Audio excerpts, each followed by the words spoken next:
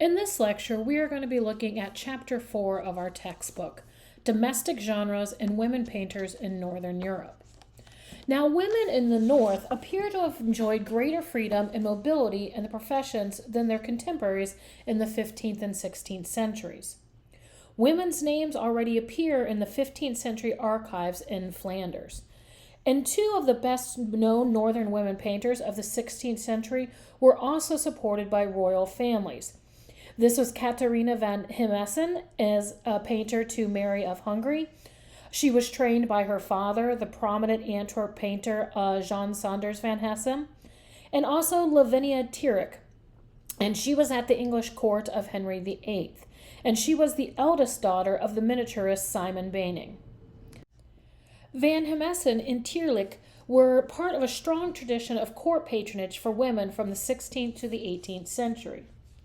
Court appointments exempted women from guild regulation during the Renaissances, and they provided women artists with an important alternative to academies and other institutions which increasingly restricted or prohibited their participation.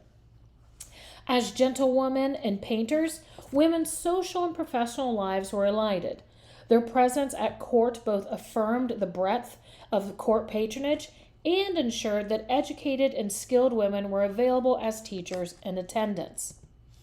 We're also going to see the spread of humanism and the educational and domestic ideology of Protestant Reformation increase literacy among women in the North and their participation in visual arts. By the 17th century, Northern European art was dominated by new middle-class ideals reflecting the growth of commerce and the Protestant Church. A domestic ideology shifted attention from the church to the home, especially after the iconoclastic fury of the mid-century restricted art to that produced for the home alone, meaning that iconoclastic which forbade the painting of icons. The themes that characterize Dutch 17th century painting are still life, genre scenes, flower painting, and topographical landscape. These all reflect the prosperity of the middle class and the emergence of painting as a secure investment for non-artistic clientele seeking art for their homes. The art that developed in Holland in the 17th century reflects the anti-humanism of Dutch Calvinism, the rapid growth and spread of the natural sciences, and the wide-ranging changes in family life and urban living that grew out of the prosperous, literate Protestant culture. Painters of flower pieces were actually among the highest paid artists of the time. Now, while Calvinism called for chastity and obedience for women, the realities of Dutch life encouraged a diversity of activity for women and a level of self-development that enabled a number of them to become professional painters. An examination of two areas of Dutch painting, genre and flower painting, reveals new aspects of the intersection of gender and representation. In Dutch painting, a picture serves as descriptions of the scene world and as a moralizing commentaries on life. We'll see Dutch painting is often different from that in the Italian Renaissance. One distinction is the representation of women in Dutch art and for transforming the relationship between the artist as male observer and the woman as observed. Dutch genre painting details women's occupations in the activities of everyday life. The absorption of these activities draw attention to the elusiveness of women as subjects. No longer emphasizing the tension between a male viewer and a woman as the object of sight. Remember, we talked about the male gaze and the woman as the object. So no longer do we have the male viewer and the woman as object of sight available for male viewing pleasure. Vermeer and other northern artists allowed women her own self-possession, her own unavailability to be controlled by another's gaze. So we're going to see this transformation in the North that the woman is no longer object, but is more becoming subject. This is elevating the Grandisee's concepts over intimate observations. Writers of art have often also identified the details in the work with the feminine. And the image that you see on the slide here, this is Vermeer's A Woman Holding a Balance, circa 1662 to 1663, and it is in oil on canvas. Now, much of Dutch genre painting of this period does indeed lovingly catalog the images and objects of the Dutch household. Its middle class and Protestant orientation contributed to new social roles for the artists and new kinds of content and art. Artworks were purchased to decorate the home by both the middle and the lower classes. Now, in the 17th century, paintings were identified by the subject. So 17th century Holland also had a very large and powerful group of non-professional painters of the arts.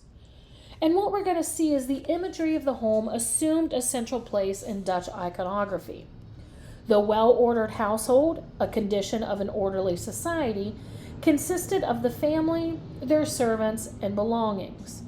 Within the home, the primary emblem of the domestic virtue that ensured the smooth running of society was the image of a woman engaged in needlework, sewing, embroidery, or lace making. The domestic interior was a worldly embodiment of Christian principles and an appropriate setting for displaying of goods. These paintings offered a multi-layered view of the realities of Dutch social and economic life at the time. They also, though, warn of the dangers of unrestrained feminine sexuality. At this time, women were prohibited from certain aspects of making cloth in professional workshops, and working conditions for women and children were far worse than those for men. Representations of women spinning in Dutch art increasingly refer not to the profession of cloth production, as do those of men weaving, but to the moral character of the spinner and the domestic nature of the activity. The Dutch translation of Circe Rippa's well-known Iconologia in 1644 introduced a wide variety of allegorical female figures into Northern art, many of which were subsequently transformed into emblems of domestic bliss. Now, the call for women's emancipation is carefully modulated by a continuing adherence to domestic models in which education and the professions are legitimized for women only in the presence of domestic skills. It was marriage and domesticity which contained women's animal instincts, and according to both popular and medical sources. So while we're seeing more availability or opportunity for women, they're still also tied to the household and to domestic skills. One result of growing prosperity in Holland during this period was a focus on women's sexuality as an object for exchange for money. And we're looking here at Judith Leister's The Proposition from 1631. And here you can see she's being propositioned by the man. He actually has a handful of coins, but she's ignoring him. The woman here is absorbed in her sewing and ignores his advances. So she is depicted as an embodiment of domestic virtue. However, Leister's treatment of the theme is unprecedented in Dutch painting of the time, and its intimate and restrained mood does not actually reappear until some 25 years later. During this time, themes of prostitution and propositions provided an opportunity for moralizing. Most paintings based on these themes often exploit the idea that women who reject their natural roles become temptresses who lead men into sin. And now we're going to switch to floral painting or flower painting. Throughout the 17th century, painting served both domestic and scientific ends. That which was accurately observed pleased the eye and in turn confirmed the wisdom and plan of God. Women were critical to the development of the floral still life, a genre highly esteemed in the 17th century, but by the 19th century was dismissed as an inferior one ideally suited to the limited talents of women amateurs. Herbals, which are books about and with images of plants, form the basis of the development of systematic knowledge of flowering plants which took place in the 16th century. The microscope, which was invented in Holland in the late 16th century, was applied to the study of plants, animals, and systems of plant classification developed. The emergence of horticulture as a leisure time activity for the wealthy led to the development of the flower book. The transition from the medical and practical model of the herbs to the appreciation for beauty alone that encouraged the practice of flower painting. So these weren't just reference books anymore. They weren't there for medical or for practical purposes. What they're going to start developing is, again, the appreciation of beauty alone. During the 17th century, colonization and overseas exploration led to the importation of vast numbers of new species in Holland. The century's passionate interest in the cultivation and illustration of flowers proceeded hand in hand with the belief that all the world could be brought into the home for study. During the century, many women also practiced the ancillary arts of botanical illustration or flower painting for textile and porcelain manufacturers. But only two women, Maria van Oosterwijk and Rachel Roush, appear to have a steady and prestigious clientele for their flower paintings.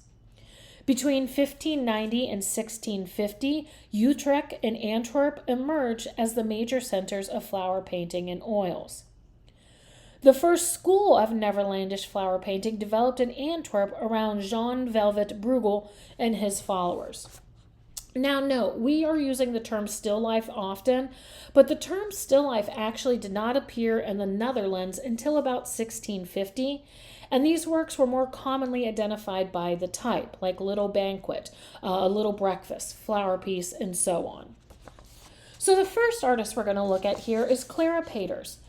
She was part of the earliest group of painters of still lifes and flowers. Born in Antwerp in 1594, she signed and dated her first known work in 1608, and over 50 works have been attributed to her. Her major contribution was in the formation of the banquet and the breakfast piece. And these paintings are among the most noteworthy of the 17th century still life. Her meticulous delineation of form and the imposing symmetry of her paintings, along with her virtuoso handling of reflective surfaces, must have encouraged the spread of still life painting later in the century. However, little documentary material about her remarkable career or her patrons has yet to be found. Flowers were also often included in vanitas and other kinds of moralizing representations as signs of the fleeting nature of life. Their emblematic and symbolic associations followed them into still life and flower paintings. Women did also participate in the production of engravings for botanical works. And that's going to bring us to our next artist, Maria Sabalià Marion, and she transformed the field of scientific illustration. Primarily, she was an entomologist, not an artist. However, today we often look back at her more as an artist. She's also been called one of the finest botanical artists of the period. She was born in Germany to a Swiss father and a Dutch mother, but lived most of her life in Amsterdam. Her art derived almost entirely from the great flower painters of the 17th century Holland. In 1675, her first publication, volume 1 of a 3-part catalog of flower engravings, was issued in Nuremberg. In 1679, she published the first of 3 volumes on European insects illustrated with her own engravings, and this was called The Wonderful Transformation of Caterpillars and Their Significant Plant Nourishment. And the image you see here is one of the engravings from that work. This work was enthusiastically received by the scientific community. All 3 volumes comprise a catalog of 186 European moths, butterflies, and other insects. And the fact that the insects were observed directly, rather than drawn from preserved specimens in collectors' cabinets, revolutionized the sciences of zoology and botany and helped lay the foundations for the classification of plant and animal species made by Charles Linnaeus later in the 18th century. The later half of the 17th century also witnessed the second major period of flower painting. Several artists achieved international fame, including Maria van Oosterwijk and Rachel Roush. Flower painters rarely, if ever, made their paintings directly from nature. Instead, they relied on drawings, studies, and botanical illustrations. The paintings often include blooms with very widely differing blooming seasons, meaning they all would not be in bloom at the same time. Here we're looking at Maria van Oosterwijk. She was the daughter of a Dutch Reformed minister and not an artist. She was sent to study with the prominent flower painter Jan de Vries Dahem in Antwerp in 1658.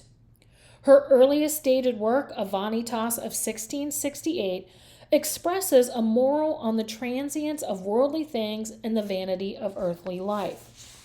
She worked slowly, building up tight, complex compositions with marvelous surfaces.